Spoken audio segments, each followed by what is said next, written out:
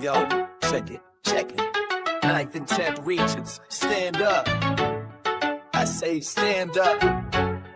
Stand up. Bright lights shining, about to put on the show. The StayHot podcast, where the real ones go. High school hoops, future legends on deck. Talking next up, star sport and Nike check. From the hardwood grind to the highlight play. Breaking ankles, dropping dimes, scoring every way. Chasing big moments in every manner. From driveway dreams to championship banners. It's the passion, the culture, the hustle, the grind. Every jumper, every crossover, greatness defined. Shooting the deep three or rocking the rims on a small town stage or in sold out gyms. So lace up your kicks, turn the volume up. The season don't end till we get to rough. Future legends in the making, every player grinds. A StayHot podcast where the stars align.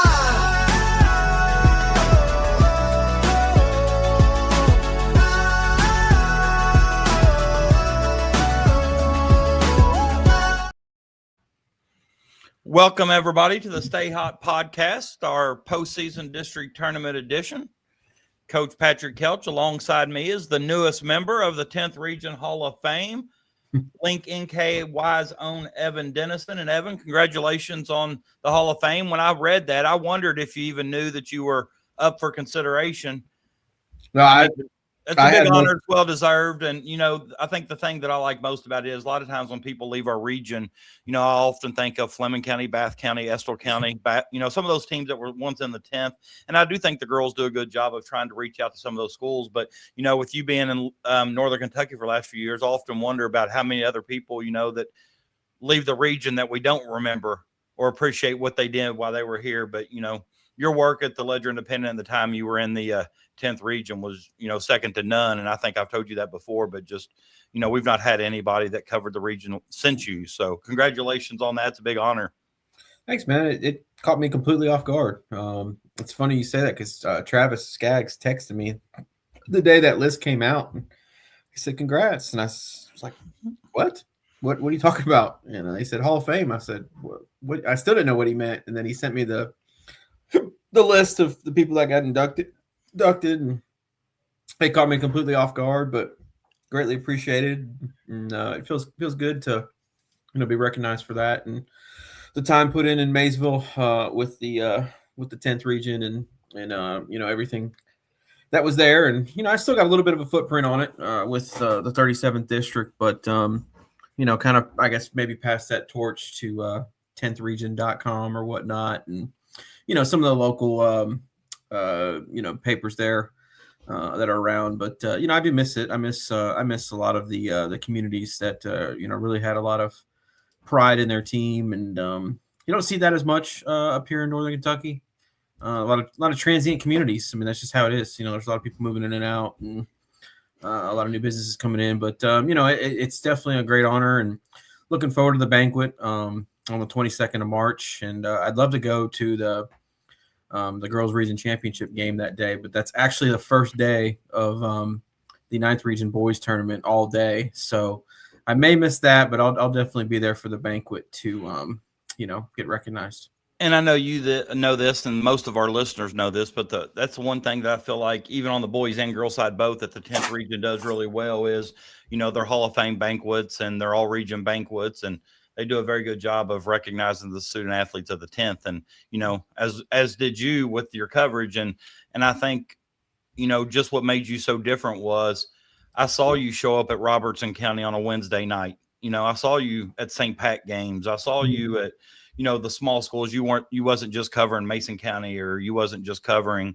you know, Clark County, Montgomery County. And to come over to Robertson County on a Wednesday night with snow in the forecast and Robertson County playing maybe, you know, a Villa Madonna or a Heritage Academy or something. You know, some of those games are hard to cover, but, you know, and I think that's why you were recognized for your tremendous work is, you know, you covered everybody. And yeah, that's a big key in coverage, I think, is being out there and being visible and, you know, covering the small schools or covering the games that, you know, people may not normally be at, but obviously being there for the big ones too.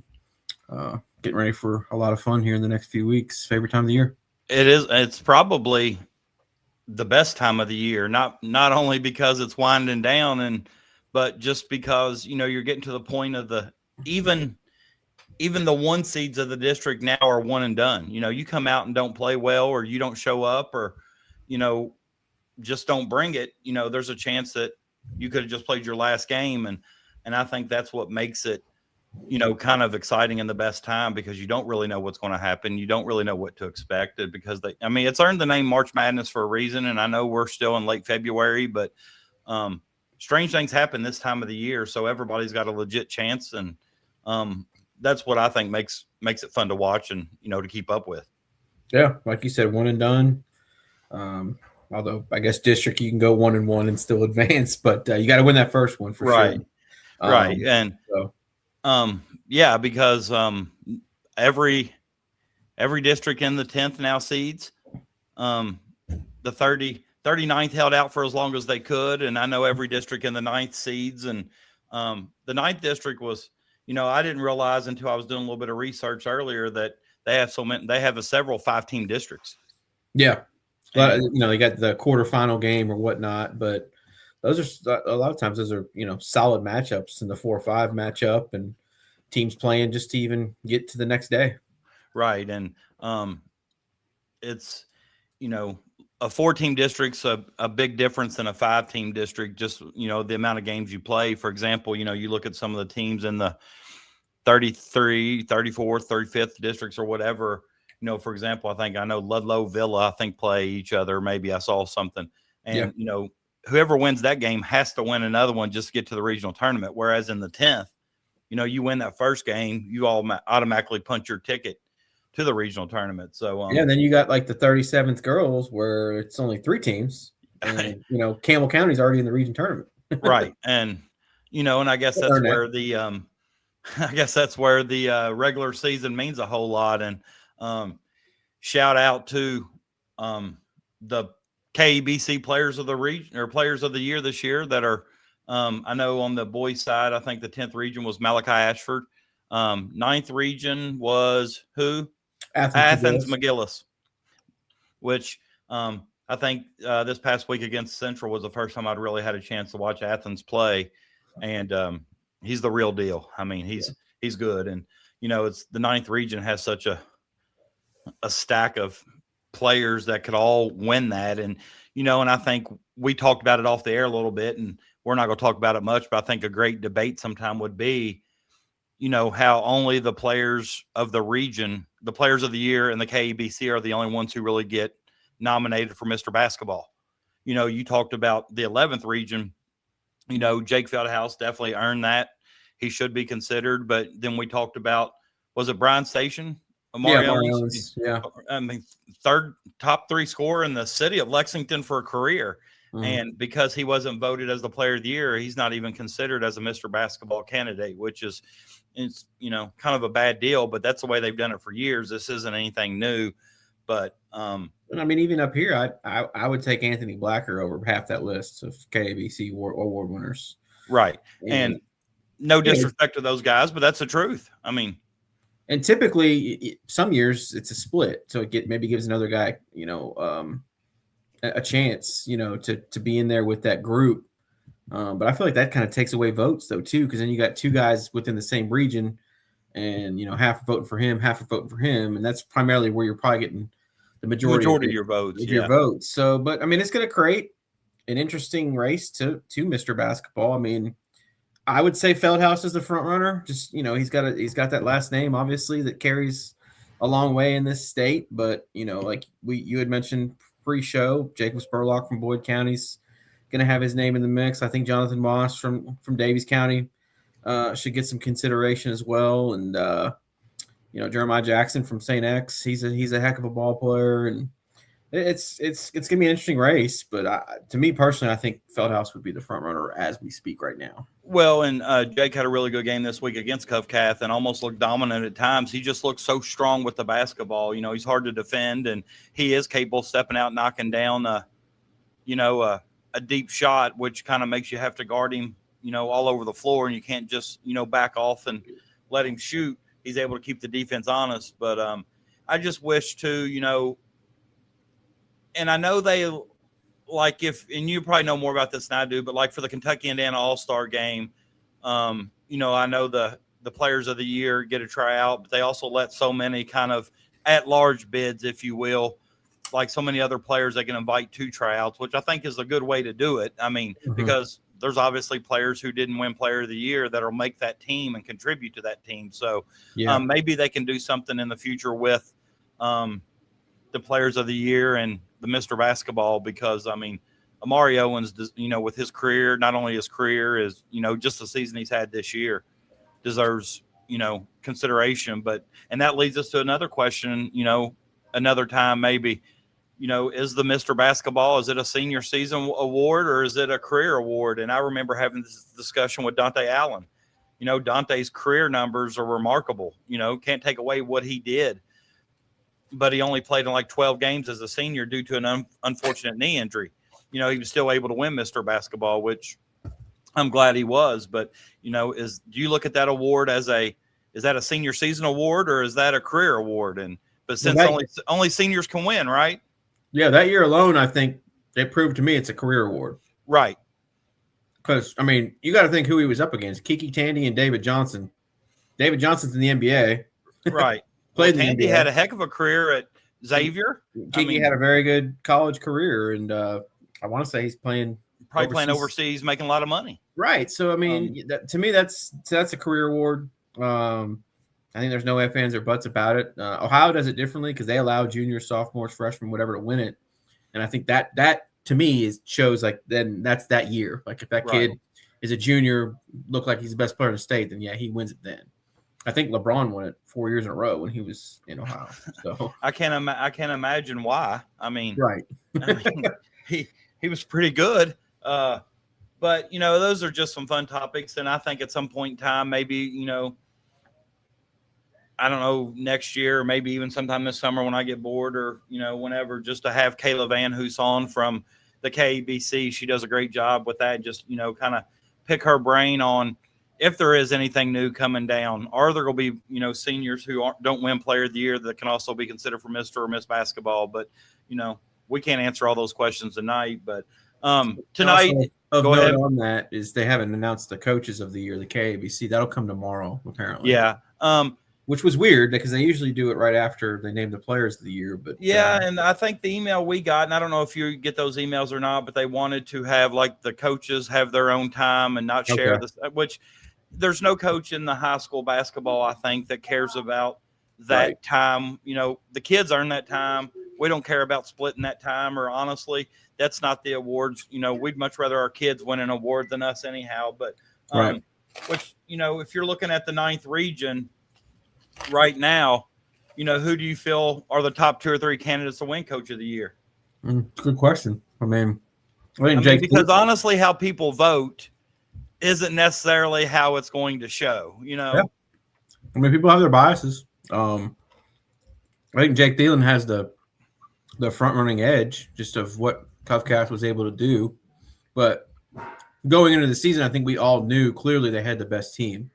But does that take away from him knowing that they had the best team? Sometimes it's harder to win when you have the best team. The target's on your back, Right. So they've had the target on their back all season and haven't skipped a beat. They've lost 2 games all year to Mail and Madison Central.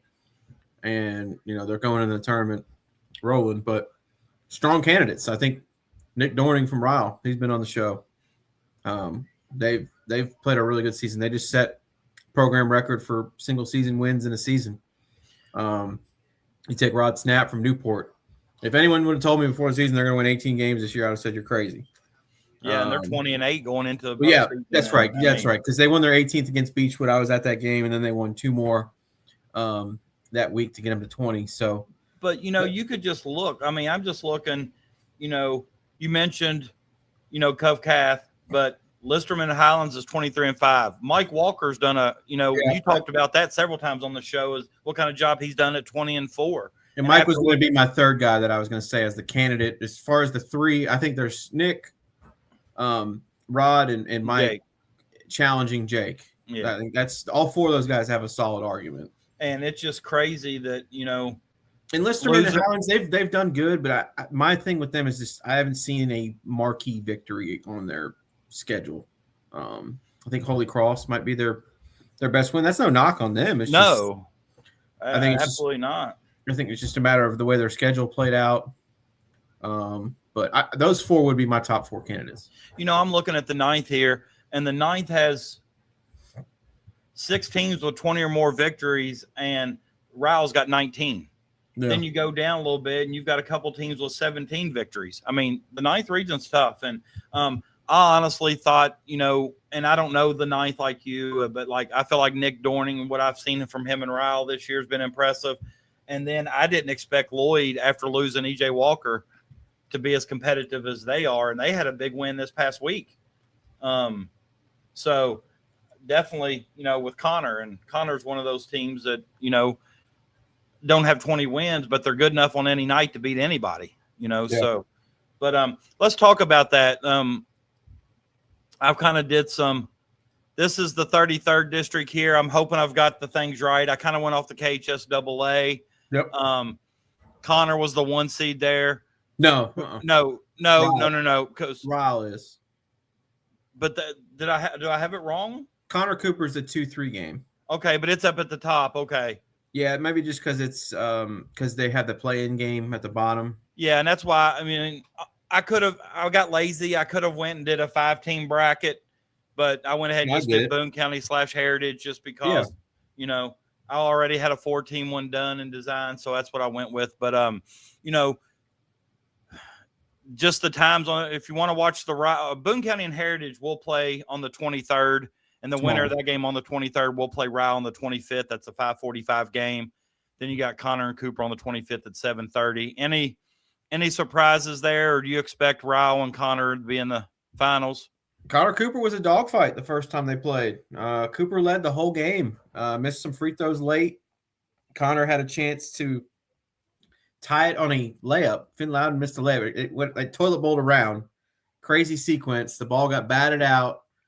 Is that when they got hit the 3 to win it? Connor controlled it. Brady Bushman hits a 3-pointer from the volleyball line to win it. So okay, I didn't realize that was against Cooper. That is in no means a gimme for Connor. Cooper's going to throw everything they have at him. Yeah, I mean Cooper is 5-20 this year, but they're coming off wins. They're coming off a win over Dixie Heights, which is a solid win. And they've been in some games. I mean, they've been right there in a lot of games. I mean, the one game I saw them play, they got beat at the buzzer. So that's twice they've been beaten at the buzzer this year. And that'll be a battle. I'm sure Connor's nervous about that game because of the way the first game played out. But I do think Connor just has more firepower, and they'll end up prevailing. But that's not going to be an easy out for them. So do you I tell you what, I did, Cooper, yeah, we're not used to them being 5-20 or whatever, but their schedule is still tough. Oh, it's a top 10 schedule in the state. It's crazy. Yeah. Play all the best teams in the 9th on top of some out of region teams, and it's just Yeah, I think this is Ryle's year to win that district. I saw them play Connor, and I'll tell you what, they were physical down low that game, and that's what kind of helped them prevail. It was neck and neck throughout. They were even down about 5 midway through the third, and then Grayson and Sudi took that game over. Him and AJ Davis down low. I felt like they got every rebound the rest of the game, and started the fourth on like a 10-2 run. Anthony Coppola and Holden Smith had good games that game, so I just think it's Ryle's year. They got the home court, and I think it's their year to cut the nets down and win the district and most importantly be a number 1 seed going into the region tournament. And if anybody out there is looking to attend this district tournament, like he said, it is at Ryle. You got the semifinal games will take place on the 25th. You got Ryle and the winner of Boone Heritage at 5:45. Then you got Connor and Cooper at 7:30. And the championship game will take place on that Friday, the 27th at 7 p.m. So, yep. And I'll be honest with you, I didn't know Nick Dorning a lot. I was very impressed with his interview on here. I really enjoyed talking to him. I really enjoyed listening to him. I just felt like he was, just you could tell by listening to him that he was going to be he's a successful head coach. And, and I remember saying that night we talked about his starting lineups with the moms on senior night. Yeah. We did that. And I know about 15 other schools that have done that. And I remember telling him that night that he got had set off a trend. And yeah. all right, if you look at the 34th. And then one last plug on the 33rd, 859 Sports Radio will broadcast that whole tournament. So. Okay. Oh, the whole tournament. Okay. Yeah, I think I did read something. I'm glad you said that. So Mark from 859 Sports also was on the show at one time this year, and I really loved his stories and, you know, just his story in general and how he's made it to where he's at. And I think he's covering girls and boys of the 33rd. Yeah, the whole tournament. Okay. So you got the 34th, kind of similar schedule. You got the February 25th. That Ludlow Villa game will be on the, if I'm not mistaken, let me pull it up here and make sure. But if you're interested in the Ludlow Villa game, it'll be on the 23rd at 7:45. It will also be at Lloyd. This whole tournament will be at Lloyd. And then you have, you know, Lloyd against the winner at 6. Then you'll have Dixie Heights and St. Henry at 7:45. Championship game will be on the 27th at 7 p.m. Evan, anything in this district here that, I mean, is this district something that you feel like Lloyd will, I mean, I know Lloyd and Dixie. Yeah, I mean, Lloyd, those two are the favorites, but I mean, Tim Sullivan will have his group ready. I don't ever count him out. I know Scott Coates nervous about that one. Dixie's struggled a little bit down the stretch. They had lost 1, 2, 3. They lost 5 in a row before they won their final home game against Bluegrass United. So they had lost to Newport, Lloyd, Covcath, Tates Creek, and Cooper. So struggling a little bit down the stretch. St. Henry's been improving as the year's gone on. You know, Dixie got the best of them the first time, and it basically what was a rock fight. They beat them 49-34. This will be a tight game. I think it's going to come down to the fourth quarter. I'll even say maybe first to 50 wins. Well, so I think that's going to be a battle. And but yeah, I mean, I'd say Lloyd's the front runner. But Lloyd, I mean, Dixie gives Lloyd fits every single year. I feel like every one of their games go to overtime. Yeah, it was a 43-41 game last week. Right, and that went OT. And that was at Lloyd. Lloyd held the ball the whole overtime. And Dixie let them. So Mike said, you know, we'll just take the final shot. And they did. And Dixie had one last shot to tie it. It just rimmed out. So when you say they took the last, like held it the entire quarter, I mean, how much time did Dixie get the ball left with a chance to score? Seconds, probably. I don't know the exact amount, but it was seconds. Under 10? Yes. So the guy just held out the top and just held it between his hands or between his arms? And then Anthony Blacker got fouled, hit both free throws, and then Dixie had one last chance to tie it. They got it from the side. I don't know if it was like they got to the side, called timeout, but yeah, it was under 10 seconds. And then how do you feel about that strategy from Dixie's standpoint? Do you feel like they felt like, hey, you know, Lloyd might be the better team? This shortens the game tremendously, you know? Yeah, I mean, I don't know. I'd want the ball. Like, I wouldn't just be like, all right, you guys can take the last shot. Like, right. I'm with you. I'd want to determine my own destiny or my own fate, if you will. But I mean, if they want to do it for 2 minutes, fine. That maybe gives our guys some rest. But maybe at the 2 minute mark or something, I'm going to trap or I'm making them move the ball. Hand for one. Try to get the ball out of his hands, but right. This district's, I don't, you know, Lloyd's obviously the favorite for their body of work this season. Dixie struggling, I think, makes that Dixie St. Henry game a good one. And it's one that is going to be tight. I'm telling you, it's going to come down to the fourth and who executes more down the stretch. And, you know, I've just learned over the years from watching Coach Sullivan that you don't ever count him out or his teams out. He will have them ready to play. And, you know, in the postseason, it seems like scores are probably 10 to 15 points lower than what they are in the regular season. And that may play into St. Henry's hands or, you know, I don't know, but that could be a fun district to watch. And I'm hoping to watch a lot of streams on Tuesday and Wednesday. Do you know, it brings me to the question, do you know, like, for example, at Lloyd, do they use NFHS? Do you know how they stream? I think I want to say they're Huddle, but I'm not Okay. 100% sure. I wish I would have probably looked into that before now, so I could have made a list and showed everybody where they stream if they can't make it, because Yeah. that may be something everybody's interested in. But all right, so that's the 34th. Let me get over here to the 35th. All right, and the 35th, obviously, I think there was Covington Latin's also in this district, but yet they choose not to. Yeah, they haven't played in the district tournament, and it's been probably close to a decade now. I couldn't tell you the last time they've actually played in it. Right. But yeah, this one being at Holy Cross adds some intrigue just in terms of that bottom game, Beechwood Holy Cross. Beechwood is playing really well. I think they've exceeded expectations. I think Ross Hart, I don't know how I omitted him when we were talking about coaches of the year, but he deserves some recognition there too for what he's able to do. They're 21-8.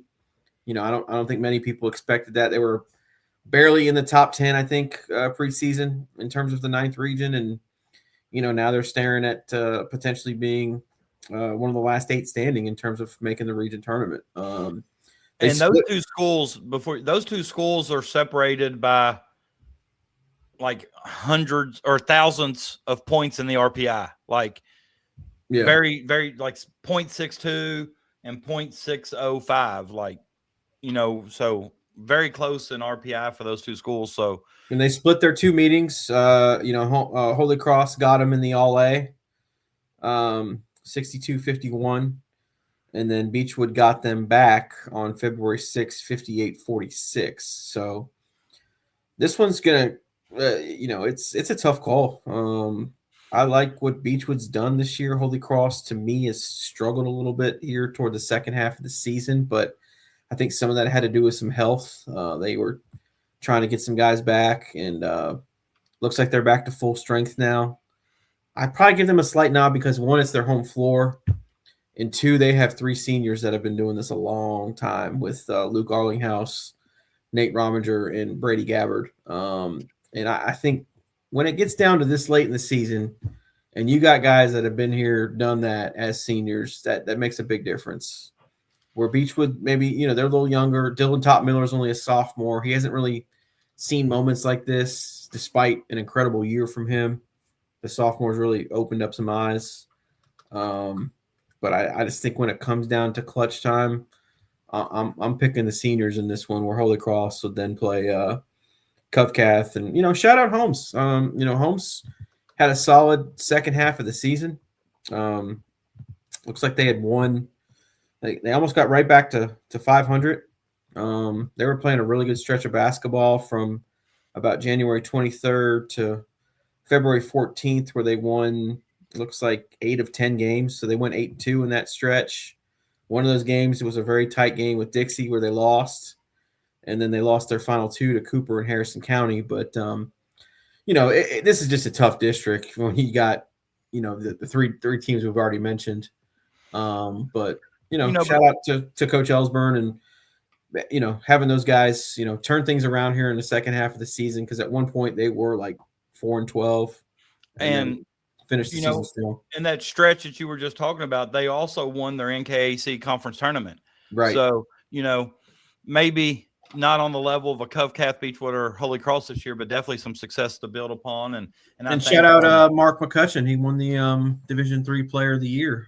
So a very good career for him. He's going to finish, top 5 as far as all-time scores in Holmes basketball history. And that's a pretty prestigious list when you consider who all Holmes has had. The names on that list. And, great career for him. And, that's why they roll the ball out. They can shock the world. But I just think that's a lot to ask for in beating Covcath. It really is. And in this one here, in the 36th, it'll take place at Bellevue. I don't know if the boys have the same, but the girls have their warm-ups. It just says The View. Yeah. Kind of a play on the Ville. I kind of like that. But pretty neat, yeah. Small gym there. It'll be a neat atmosphere, especially that Newcath Newport game. I mean, Newcastle got them the first time. They seem to be playing really well right now. The result the other night that kind of opened my eyes, they beat Bishop Brossart by 25. And Brossert's the 1 seed in the 37th district, so they've been really playing well ever since that Newport game. Really, that was kind of a game that kind of got them going. And they've had some close battles. They lost to Beechwood by 3, Holy Cross by 3, just here down the stretch. And then in that Newport game, they beat them by 3. So that's the game to me in that district that really sticks out. Newport was sandwiched in between all A tournaments in that first matchup. So maybe mentally, you wonder what's going on there. Like, you just got back from Owensboro. You're getting ready to go play an all A semifinal in a couple days. But, this was a district game and a team, obviously, that they know now they can't overlook. And, Newport's been a great story all year in terms of what they've been able to do and winning the all A, making the semifinals of the all A. And now they can kind of top it off here with making a run here in the district and into the region tournament. And you said something about and Newport, the one thing that I think's impressed me about them when I was looking at their schedule, of course, we talked to Coach Snap early on, but they've been in a lot of like one possession games, specifically in the the All A State, that they've won a lot of those. They've played in those close games, which I think this time of the year, having the experience in those one possession games late in the fourth, it's almost invaluable. I don't know if you can put a price tag on that because, when the pressure's mounting, it seems like they're able to make a play or get a big stop on the defensive end or whatever. But they've played a lot of close games this year and have been able to, win the majority of those. And that's a good point. And, in a game like that, I'm taking the best guard on the floor, which is Monte Lowe, just a difference maker. Highlands down low. I think they'll end up looking at probably most likely Dayton in that semifinal matchup. Dayton, heck of a year for the Green Devils. They 17-10. Yeah, they've won their most games since 1991 in a season. So a great turnaround year for them. And the majority of that core, I believe, is sophomores. So watch out for that Dayton team here in the next year or two. Well, and here's crazy about Dayton is they beat Bellevue early on, at home 61-54, but lost to Bellevue at Calvary Christian in the tournament 71-48. Yeah, it's not a given. I mean, right. And it's on Bellevue's home court, so I'm not gonna bet against Tommy Sorrell either. So he's done this a long time too. He knows, but it's. But Highlands is the heavy favorite here. They didn't have much resistance throughout the season from these teams, but I think Highlands will go in as a district champ and a 1 seed for the region tournament. Also, pretty much following the same schedule in the 9th, pretty much in every district.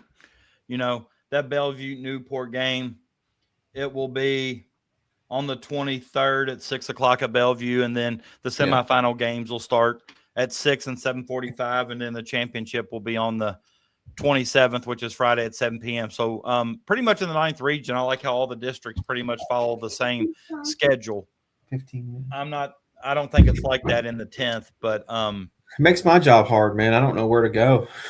Well, yeah, definitely with all the good games that you could potentially see, especially on Friday the 27th. I mean, yeah. The district championships to me is a little different because both those teams are advancing anyway. I like the elimination games, like Holy Cross Beechwood to me on Wednesdays a can't miss game. But then same night you got Newport Newcastle. Like, how do you miss that? So it makes, and then Connor Cooper. I mean, it just makes that decision tough. And luckily, I've got Josh Cobb to help me out this week, and he'll be able to get to one of those games as well. But I'm kind of limited after that. What about my boy Ray Schaefer? Is he still working? Yeah.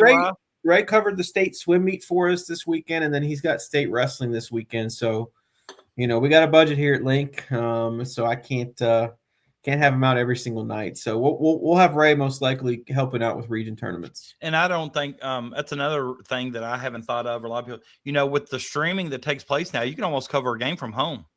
Yeah, I know you don't like to. I'm not saying that but I mean, you would still be able to watch a game and write a story. It'd be hard to get coaches, comments and things like that. But when you don't have or can't be out 5 places at one time, you can, but Okay, before we move on to the 10th, any of those districts 33 through 36, do you feel like a 4 can knock off a 1 in the first round? No. And Pretty and simple, no. which district is best suited for a 1 not to win the district? I mean, if you're looking at the 33rd, that's the 36th. I would say, man, that's tough. I'd probably say Ryle, just because Connor and what they're able to match up with. I see Covcath, Highlands, and Lloyd handling business. Not easy, but handling business. So if there were to be one, I would say Ryle, just because of just how competitive the 33rd district is every year. Yeah, and I'll be honest with you, like I'm clicking on the 33rd and it's come up everything but. There it is. I know, but when I clicked on that, I clicked on the 34th and the 33rd pops up. So I don't know what kind of strange thing is going on. But I'll be honest with you, that I see why you say that and it makes sense, but just seeing how good Ryle's been this year, it's kind of hard to believe that there might be a chance that they go in the region as a runner-up, just how good they've played and being at home. If that happens, then that's a nightmare for whoever the district champion is. It's going to draw them. So, and it's also, I was going to say, it's a nightmare for the district champion, and of course, that happens every so often too. That you get upset, then you end up drawing the best team in the region, and one of the better teams goes home early. For example, if Ryle were to draw Covcath or right. something like that. But all right, let's move to the. I don't like this is nuts. Nope, you had it. I know, but okay. Oh. All right. Maybe I got to remove it before I add enough. All right. So the 37th here, I mean, this is one you're familiar with. Like you mentioned earlier, Brossard did get the 1 seed in that district, which is kind of.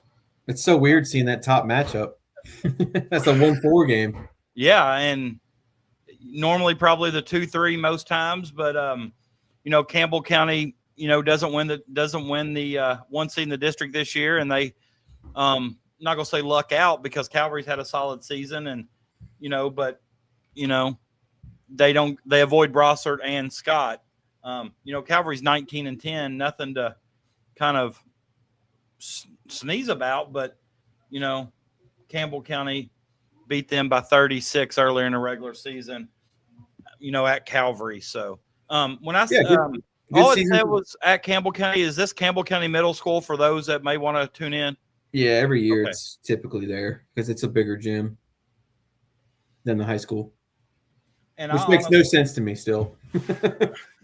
If you're going to build a new gym or a new school, yeah, but Brossard got Campbell early on, and then they were able to go 3-0 in that district. But I honestly think that I think Scott wins this game, Evan. I think this is the game where the 4 gets the 1.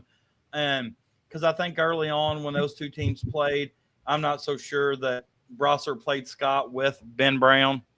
He was there, but it was maybe just his second or third game. And they actually, they beat Scott at Scott. Yeah. 83-74. So I'm going to look at that. And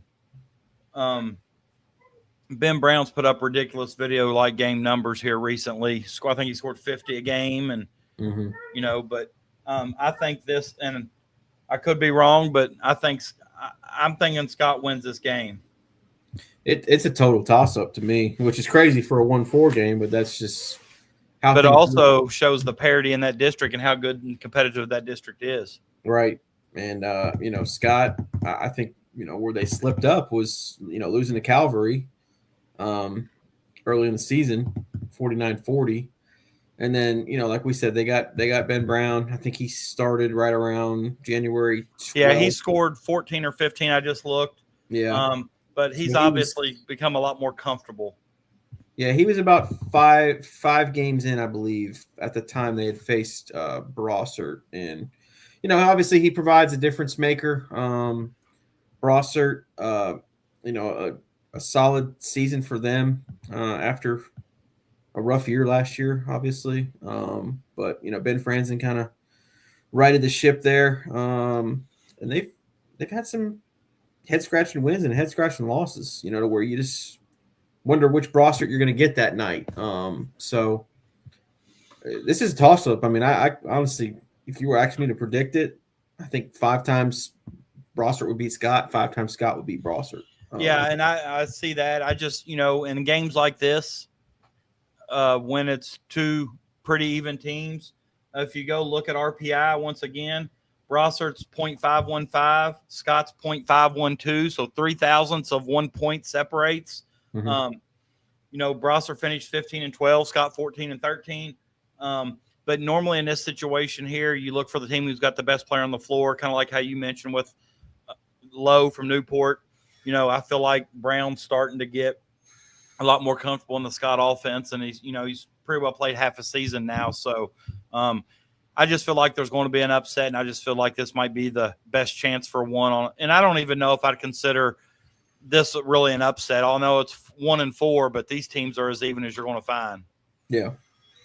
And then it's a tough one to pick. Campbell, I mean, I think they're the favorite, even though they're the 2 seed, obviously, on the cusp of another 20-win season at 19-9. And, the best player in the district, obviously, is Austin Davey. And his 50 burger the other night against Nicholas County, but came with a poster and a half. Right. And the thing about it that's strange is,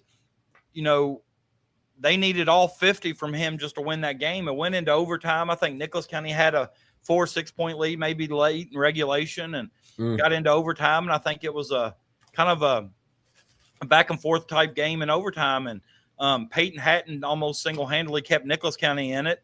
I think Braxton Martin kind of had a rough stretch there in the game. And, but Campbell County is one team that can handle Nicholas County's size. Yeah, and they've won, I think, 12 straight district titles, I believe what it is, which is, pretty phenomenal in this district considering what Brossart and Scott can bring at times. But I do feel if there's a year to get Campbell County, this is the year. They went through a stretch there late in the year where they lost 4 out of 5 and, right. Struggling. And some of those losses,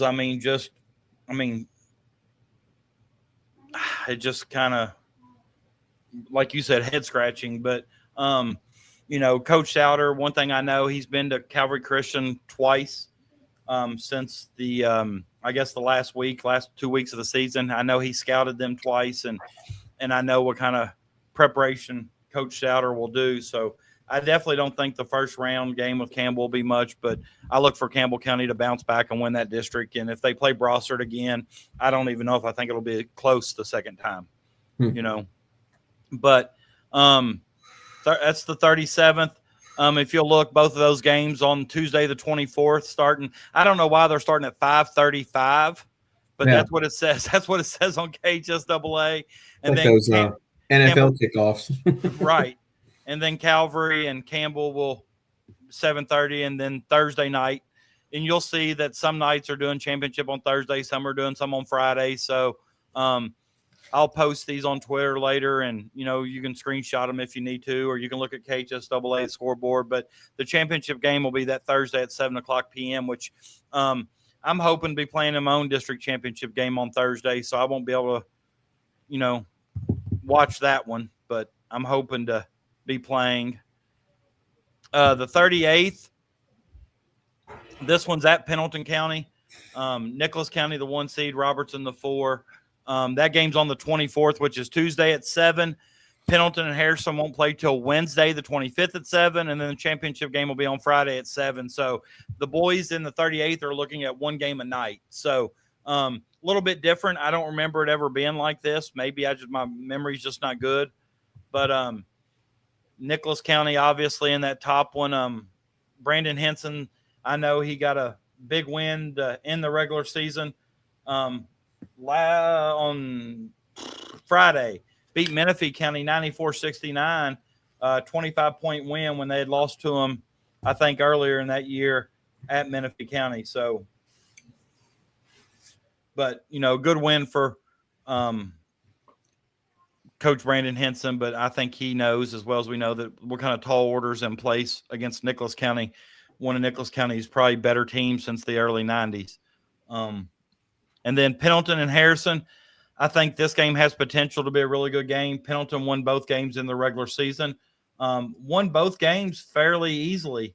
The first game was at Harrison. They won by 16, and they were up by 20-some, I think, midway through the third or something. I think it come back 16. And then at Pendleton County just last week, they were able to take care of business 61-44, so 17. Mason O'Hara has been lighting it up, huh?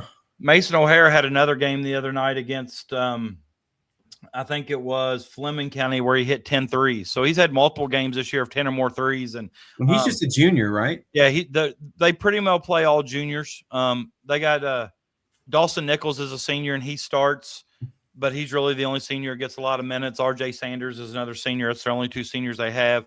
Yeah, because I remember talking to Coach Monroe and Clay, his younger brother that's an assistant on staff. He said, this year they feel like they'll make some improvements, but next year is their year to really make some rain with all the juniors they have. But, it's still on the table for them this year in terms of what they can do. Like you said, they handled Harrison the first two times they faced them.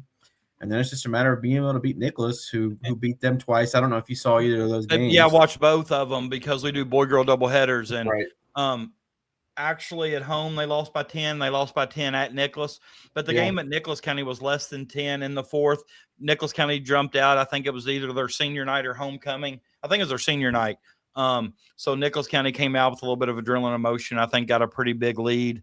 But Pendleton County just kept fighting back. And I think they cut it under 10 in the fourth. But the district final game is going to be, if it is Pendleton and Nicholas, which I'm hoping it is, or at least I would bet that it is. It's going to be a lot different game at Pendleton because, they lost by 10 just a week ago. And, Josiah Grayson was 3 of 16 from the field, 0 of 7 from 3. And Josiah shoots a pretty good percentage from 3. And I don't know if it's just Nicholas County's length or, but for whatever reason, Josiah struggled that game, but he shoots 35% on the year from 3. I don't look for him to ever go 0 of 7 again. So, and I think I've talked to Coach Monroe, and he feels like they got to get around the 10 made 3 mark, to have a chance. And Nicholas County, sometimes their best offense is their ability to offensive rebound, just with Smith, Martin, and then you got Blake. Yeah. And just they crush the boards. They're huge on the glass. Yeah. The 39th, which will probably be, this may be one of the more competitive, even districts. I know this district has never been this competitive from all 4 teams before, but both these games will take the semifinals are on the 24th. It'll be at Mason County, the field house. Bracken, St. Pat. Bracken did beat St. Pat twice in the regular season. I'm thinking that both games, I'm not going to say both games were close and competitive, but I think they were for the majority. Bracken beat St. Pat 70-65 at Bracken. And then at St. Pat, I'm thinking, on the very first game of the year, they beat St. Pat by 7. So both those games were 7 and 5. So, Bracken St. Pat game at the field house could be competitive. And then Mason and Augusta. Mason eked out a very close game at Augusta late in the year. I'm not 100% sure. It was Wednesday, February 11th, 61-59 Mason County. And then earlier on in the year, Mason beat him at the field house 92-84. Jason Henson does some of his best coaching in the postseason. I'm hoping Brian Kirk's able to be back for that game. I know the last couple games of the regular season he didn't coach due to his wife having some health issues. So, our thoughts and prayers out to the Kirk family. Hoping he's able to be back on the sidelines for the district. Those two guys do their best coaching this time of the year. And I'll be honest with you, I think Mason County will have the best player on the floor. Ben Brookbanks had a solid season. He's impressed me the couple of times I've got to watch. But Augusta also has Maddox Hessler, who's a scorer, Ross Carl, Eli Dean, who has had good seasons as well. So I think every game in this district could be competitive from the semifinals to the finals. Does St. Pat have an injury they're dealing with or something? Because They've lost like 7 in a row. They have. I don't know. I do know against Hillsborough Christian Academy, the last game of the regular season. I think Amari Myrick had 49, Who did they and play? Hillsborough Christian Academy out of Hillsborough, Ohio. Oh, They lost 90-87. I think Amari Myrick had 49. Then Abi Ignatius had like 34. They had 83 of the 90, or 83 of their teams, 87 points. Like, yeah. man, I just wondered, did they use all their bullets when they beat Mason Mason. County? You know? Yeah, because they haven't. I think they've only won 2 games since then, and that was the Ripley and Covington Latin. So, yeah. I mean, that's an know, intriguing district. I mean, I think, at least the fans will be in for 3 competitive games in that whole district. And as you know, this won't be Lex Turner's first district tournament. I mean, and hopefully not his last. Oh, definitely not. I hope he stays around and coaches 5 or 6 more years. Exactly. And then the 40th. Who are you picking in that district? You didn't give me a team. I still think Mason County wins that district. Okay. I know Bracken County won the 1 seed and beat them for the first time in years this season. 30 or 27 years, I think. Okay. 99. Look at. Wow. I didn't realize, but I do know too that it's at the field house. I'm not so sure that the other 3. I know Augusta and St. Pat don't play on floors that big. I think giving Mason County with their athletes a little bit more space to work with can be a problem. Mason County's used to shooting in that gym every day. Yeah, but those teams play like 8 games a year on that floor. Well, I'm not so sure Augusta or Bracken played. Bracken only played on that floor once this year, and that was when they played Mason at Mason. Oh, really? Actually, no. Actually, on Thursday, February 5th, it says that they played Mason at the Mason County football field. So they may have just taken it straight to the turf. They went to the we're turf, getting out of the field house. We're going to the turf. Yeah. But no, actually, that was St. Pat that played Mason. But they played twice there because they played both their games against Mason there. Augusta played, I guess, just 1 there. They didn't play in any. Like, usually they play in the Mike Murph Classic or whatever like that.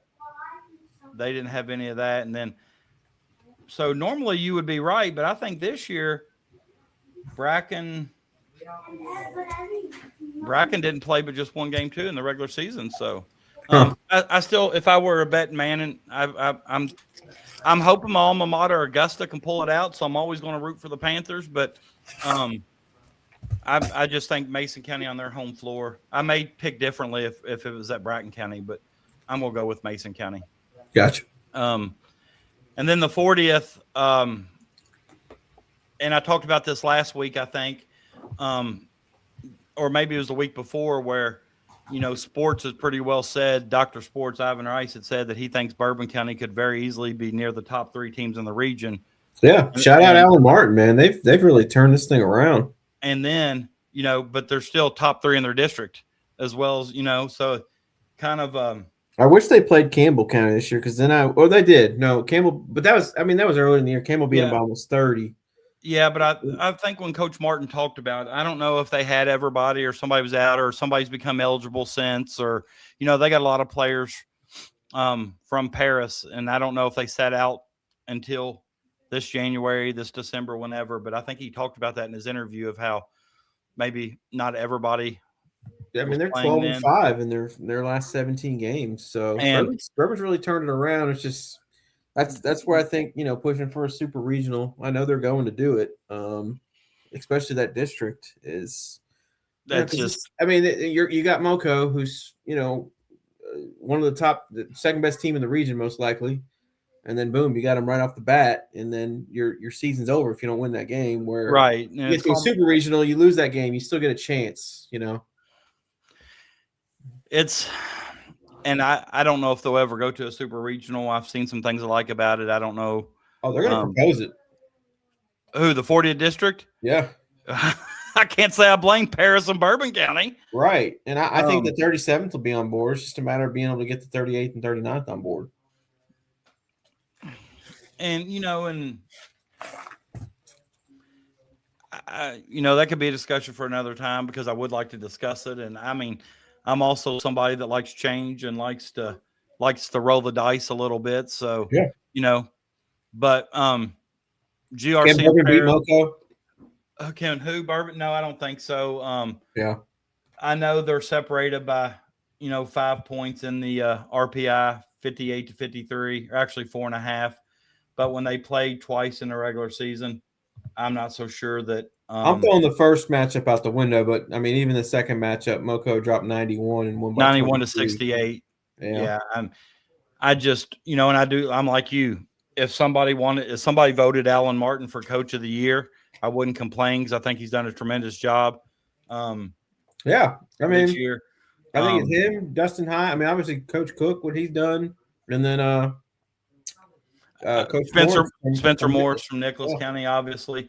Mm-hmm. But GRC Moco. I mean, listen, and I said this the moment I watched that last game those two played. I heard it was a battle. It was an instant classic. If the 10th region had a YouTube channel of instant classics, this would have been aired the next week. Just a fun game to watch, but it was also, it was Austin Sears' first game with Montgomery County. He's got a little bit more comfortable with them since. Yeah. It was at GRC, and GRC won in overtime 71-70. And I said that night that I think Montgomery County wins the region. I didn't say anything about the district tournament. It's at Montgomery County. I expect it to be GRC Montgomery County in the finals. I expect it to be another just battle. So this will be their third of potentially 4 matchups. Yeah. And I don't know who I think is going to win this district. I'd probably say Montgomery County just because they're on their home floor. And I think that's, two pretty, like early on, GRC beat them by 6 at Montgomery County, and then they beat them by 1 at Clark. So it's been 2 pretty close games. But Austin Sears, he just appears to be a difference maker. A sophomore, just a great facilitator. Hats off to GRC's Malachi Ashford. He was Player of the Year in the 10th KABC.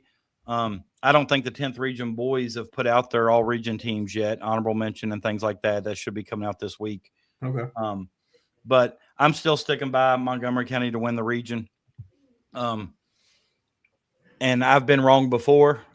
But there's something about that team I liked, and when I saw them play at Clark that night. So I don't know what. And the region's at Mason County. The region's at Mason County, so it'll be a neutral floor.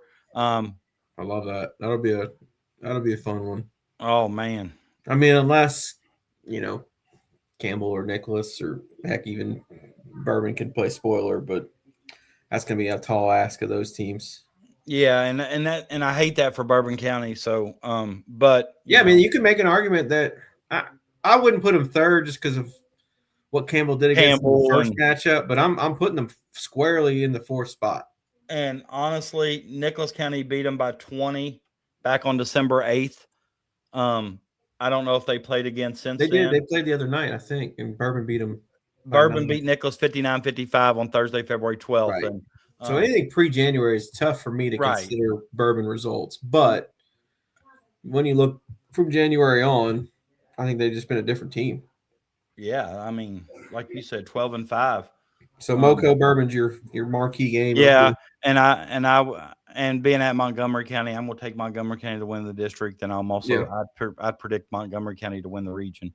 All right, but I think it's the fun time of the year to watch that happen. Like I said, I wouldn't mind being wrong. I love to predict these things, but and if you want to attend that, that's February 24th. That is at Montgomery County in the new arena. Then the finals will be on that Thursday at 7 p.m. So, if you're a basketball fan, you have a lot of options just in the 9th and 10th the next couple of weeks. So, sure do. A lot of good games to watch too. So, they haven't put the schedule out for the 10th region tournament, have they? Not the tournament yet. I think what they'll do is that Saturday after, so it'll be next Saturday probably at Harrison County. Yeah. when they do the draw, they'll probably discuss the schedule then. And I'll actually be able to hopefully catch a couple of those games because the 9th did it weird this year. They're not playing their first round games until Saturday, March 7th. I saw that, yeah. At NKU. Then they're doing the semis on Sunday, and then the championship on Tuesday. So 3 games in 4 days. I mean, obviously, and then the 9th, you're going to earn it. You play 4 in 4 days at state. I get that, but I've never seen a region tournament where you lump this many games together, other than if it was snow related, to where you had to move things back. Now you're cornering yourself. If snow comes, then what do you do? Right, because you got to have the tournament done by Tuesday because the girls start Wednesday. And the girls, do they play at NKU as well? Yes, they start this Sunday, or not. So actually, I feel like the 9th and 10th has their 2 best venues for the regional tournament. You got NKU and the field house. So yeah. Of course, there's not a better week for me than regional tournament week. And I love that the girls and boys play different. So I get to play in the girls, hopefully, and then the boys, I got to go watch and just relax. But the girls is at Harrison, right? The girls, well, if you win your district, you get to host the first round game. First round, yeah. In the 10th, which, and then after that, every game will be at Harrison County, which I personally like that. I think it adds extra incentive to win in your district. I know it's not having all 4 games, at one spot, but I do like an incentive to win your district. Obviously, I feel like I have a chance to win my district this year, so obviously I kind of like it. But the thing that kind of I don't like about it is, will it feel like a regional tournament atmosphere? I don't think it will. Well, yeah, but I don't see many common. I mean, especially if the first round games are all played on the same night. The common fan or the average fan has to choose which one to go to. I feel like it can hurt attendance, but I also feel like the positive side of it is you got some people in your hometown that normally wouldn't go to Harrison County to watch that may come right up the street to the high school to watch. So, but obviously that I have a chance to win the district, I like it. But right. I mean, I see both sides of that. I mean, is the common fan going to see? I'm just throwing an example out. Let's say Bracken County is the runner-up in the 30. Are they going to see them play at George Rogers Clark? No, it'll be only who's only going to watch that regard. I'm just right. keeping it real there. Right, and that's the truth, and it's probably the same way, and not just Bracken and GRC, but look at a runner-up. Let's say, and I'll be the first to say, the 37th, for example, like Brossart and Scott, sometimes they don't travel real well, or they go to Montgomery County, right? Yeah, for a first round region tournament. That's a haul. Oh my gosh. But so we got a lot of good, exciting basketball. Like we said, beginning, we feel like it's the best time of the year. I agree. So, Evan, anything else? No, excited to see who the coaches of the year are tomorrow. Excited to see how this Mr. Basketball race plays out, and obviously excited to see the action on the floor play out here over the next 2 weeks and see who gets to Rupp Arena. Yeah, that's always, just because at this time of the year, you can see a team like Connor maybe being able to go on a run to win 4 or 5 in a row to get to the finals. And, but once again, congratulations on your Hall of Fame induction, much deserved. Thank you. But we'll see everybody this next week. We'll do a little region preview because the districts will be over. We'll shout out the winners, and we'll get ready to wrap up the StayHot podcast for another season coming here soon. So thank you to everybody that's tuned in. We've had several watch us live. If you're not already a subscriber, please do so. We've jumped up we're up to over about 135 subscribers now. So got over 600 views last week. So that's always a plus, more people tuning in. So I know it's snowing outside right now. The temperatures are dropping, but join us because you can always stay hot. Stay hot. Yo, check it. 9th and 10th regions, stand up. I say stand up. Stand up. Bright lights shining, about to put on the show. The StayHot podcast where the real ones go. High school hoops, future legends on deck. Talking next up, star sport and Nike check. From the hardwood grind to the highlight play. Breaking ankles, dropping dimes, scoring every way. Chasing big moments in every manner. From driveway dreams to championship banners. It's the passion, the culture, the hustle, the grind. Every jumper, every crossover, greatness defined. Shooting the deep three or rocking the rims on a small town stage or in sold out gyms. So lace up your kicks, turn the volume up. The season don't end till we get to rough. Future legends in the making, every player grinds. A Stay Hot podcast where the stars align.